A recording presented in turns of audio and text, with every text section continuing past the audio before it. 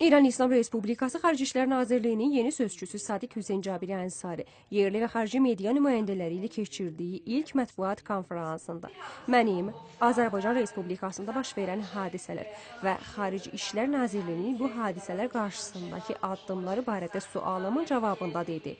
Siyasət sabit Cumhuriyet İslami İran müdiriyyət buhranhay این گونه Ərbəyindən bir həftə öncə Azərbaycan Respublikasının Nardaran qəsəbəsində hadisələr baş verdi. İran İslam Respublikası və İran Xarici İşlər Nazirliyi elə əvvəldən bu məsələnin cəhətlərinə nəzarət etmək və hadisənin sabit və siyasi cəhətli bir prosesə çevrilməməsi üçün öz səylərinə başladı.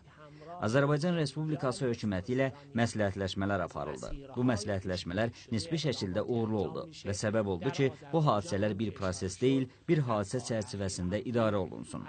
Ümidvarıq ki, bu yol uğurla irəliləsin və biz regionda, xüsusilə də qonşu dövlətlərdə stabillik və dinzliyin tərəfdarıyıq. Cəmiyyətlər arasında ikitərəfli milli həmrəylik sahələri güclənməli və dövlətlər və xalqların əlaqələri təbii şəkildə öz yolunu davam etməlidir. Cabiri Ənsari Nardaran hadisələri və onun bu ölkə şiyələri ilə əlaqədar olması barədəki sualımı da belə cavablandırdı. سیاست جمهوری اسلامی ایران و اقدامات جمهوری اسلامی ایران واضح هست برای İran İslam Respublikasının siyasəti budur ki, əgər qonşu ölkələrdə bəzi vətəndaşları və yaxud dini azlıqların hüquqlarının pozulması istiqamətində hadisələr və olaylar baş verərsə, bu məsələ elə bir formada izlənilsin ki, sabit bir prosesə çevrilməsin.